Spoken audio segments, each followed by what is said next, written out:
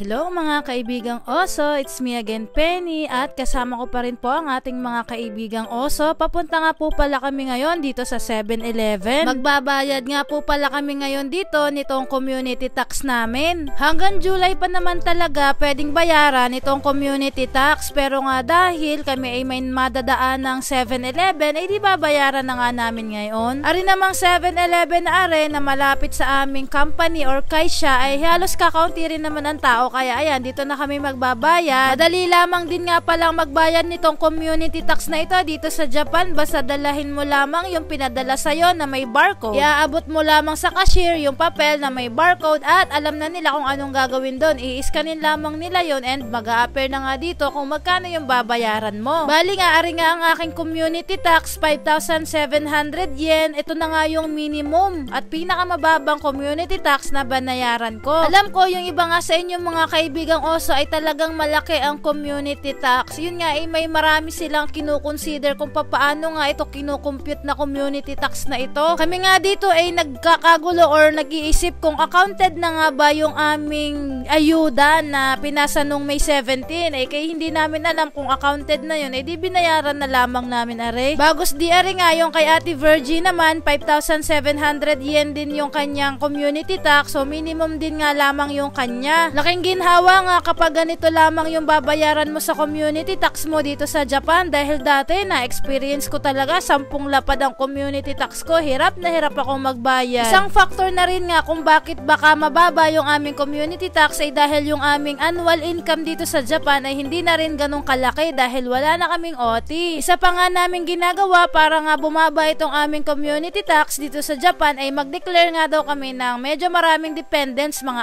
4 or mahigit pa sa 4 na dependents. Yun nga lamang, kapag ang dami mong dependents ay di ang dami mong papadalhan sa Pilipinas, tapos meron pa silang minimum na 38 lapad kada isang dependents. Ari namang community tax ni Ate Jasmine hindi nagkaigi din sa 7-Eleven dahil sana ay PayPay ang gagamitin niya, hindi pala pwede ang PayPay pag dito sa mga convenience. Ay siya, hanggang dito na lang muna, magbayad tayo ng community tax mga kaibigang oso at maraming salamat sa inyong mga suporta. Bye bye!